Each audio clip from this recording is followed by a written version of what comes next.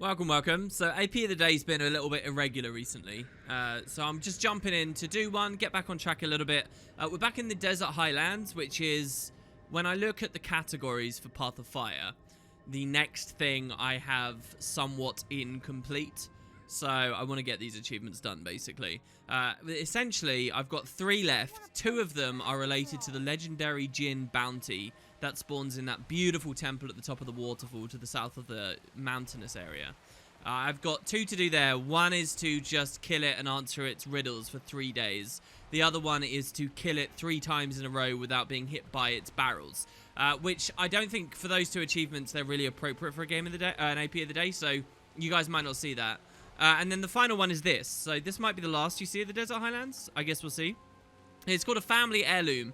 It's one of these interesting, weird little, like, quirky achievements that sort of half tells a story. Like, there's another one on this map where you have to find a Dolliac that's out on its own and tell its owner, and then its owner says, oh no, it's okay, I guess it's fine, or we'll leave it there. It's like weird little interactions that they've added to NPCs just to talk about random stuff and engage a little bit more with Tyria.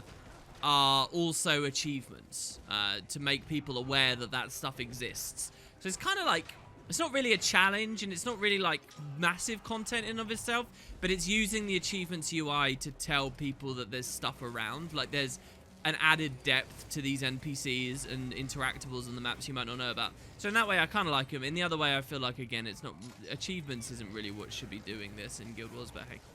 Anyway, so yeah, a family heirloom. Basically, there's a necklace somewhere on the map that belongs to the Heart NPC at the Springer Ranch, and you have to find it. It tells you to come here to the Windshear Scarps. So I spent ages on this video wandering around the Windshear Scarps, just killed those bandits in the camp you saw a second ago, trying to find where this necklace might be, and I couldn't find it. So I had to go to Wiki.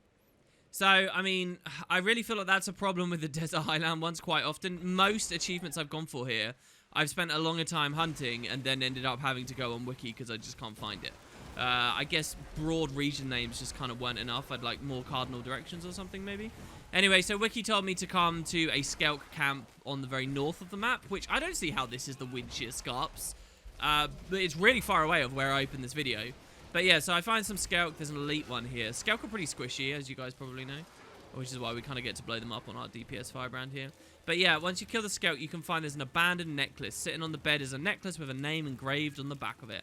Once you press F and collect it, it's not something that actually goes into your inventory, but it triggers a flag or whatever that means we can progress with the achievement.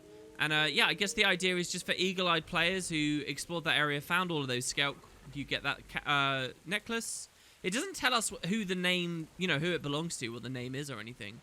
But the achievement lets us know once we've got it, we need to go to the Heart NPC and cash it in. So really, that's the entire thing. But there is an interesting extra thing that was tacked on. I'll take the time to show you guys as well. So here we are at the camp. The Heart NPC is not aligned with the Heart icon on the world map, interestingly. But yeah, I think this necklace belongs to you, we say. And she says, oh, it's my mother's necklace. I should have known. And where was it? We say it was up on the hills surrounded by Skelk. And she basically says, thanks very much. And nothing really comes of any consequence from that. Except this, and that's that if you complete the heart, as you see I'm doing here, handing these carrots in, and return to her as a vendor, she actually starts selling the necklace. So, I mean, I think that's kind of funny. I get what the devs are doing. They're saying, hey, there's this cool item, and now you can buy it off of the character if you do the renown. But, I mean, in terms of the logic of the story, it's like, oh, this is my mother's necklace. Thanks for recovering it for me. I know I'd been a bit reckless with it or whatever.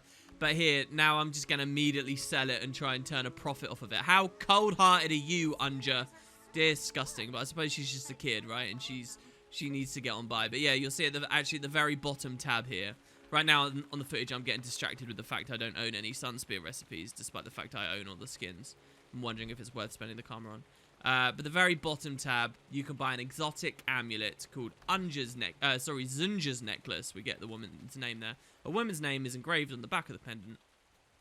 And yeah, I can't imagine why I'd want to buy it, particularly since it's not ascended, but there you have it. In fact, I don't think I've ever bought an ascended trinket from any Heart NPC or anything associated with Path of Fire the entire way through the expansion, funnily enough. I am always just stat selecting from other drops.